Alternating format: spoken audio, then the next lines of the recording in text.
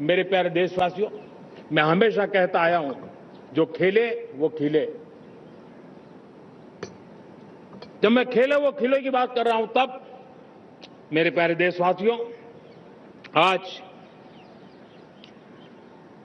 भारत खेल की दुनिया में अपनी जगह बना रहा है। अब खेल के पोडियम में भारत का राष्ट्रगीत सुनाई देता है, भारत का राष्ट्रगान सुनाई देता है, भारत का तिरंगा झंडा लहराता दिखाई नजर आ रहा है। टॉप्स योजना ने बहुत बड़ी सफलता पाई है। खेलो India games, university games, winter games, beach games, sports infrastructure, sports के लिए कोचिंग, स्पोर्ट्स मेडिसिन, स्पोर्ट्स के लिए न्यूट्रिशन, इन सारे विषयों में भारत अब महारत करने की दिशा में आगे बढ़ रहा है। नौजवानों के लिए पूरा नया क्षेत्र, खिलाड़ी न बन सके तो उसकी सपोर्ट सिस्टम में भी बहुत बड़ा क्षेत्र खुल रहा है।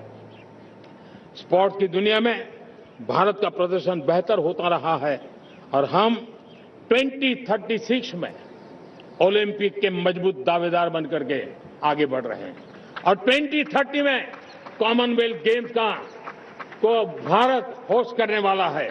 और मेरे साथियों, दुनिया में जो ओलंपिक की खेल होते हैं, करीब 40 प्रकार के गेम होते हैं और करीब 350 साढ़े 350 स्पर्धाएं होती हैं ओलंपिक में। और आपको जानकर के दुख होगा मेरे देशवासियों, मेरे नौजवानों, मैं आपको चुनौती देता हूं, मैं आह्वान करता हूं, मैं आपकी मदद चाहता हूं। 350 जितने स्पर्धाओं में भारत 2/3 खेलों में कहीं होता ही नहीं, हमारी मौजूदगी नहीं होती, हम क्वालिफाई नहीं होते हैं।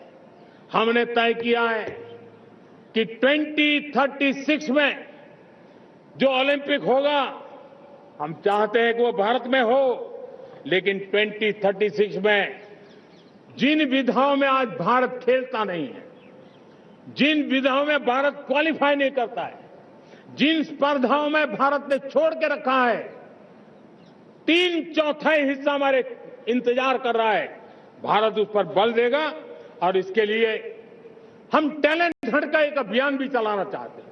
हमें अगर 2036 के लिए खिलाड़ी चाहिए तो आज जो 5 साल, 10 साल, 15 साल की उम्र के नौजवान हैं, बेटे हैं, उनकी तरफ ध्यान देना होगा, उन बेटियों पर ध्यान देना होगा।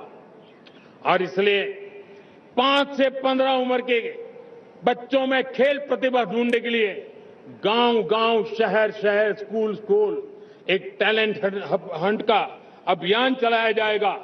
बच्चों की प्रतिभा को देखा जाएगा और फिर उनको स्पेशल ट्रेनिंग देकर के देश के लिए खेलने वाले अच्छे खिलाड़ी बनाए जाएंगे।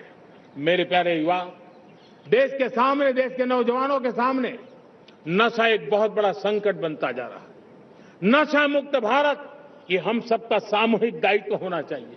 हमारे उज्जवल भविष्य के लिए हमारी युवा पीढ़ी मजबूत हो, हमारा युवा सामर्थ्य हमारे देश के लिए काम आए, इसलिए नशा मुक्त भारत।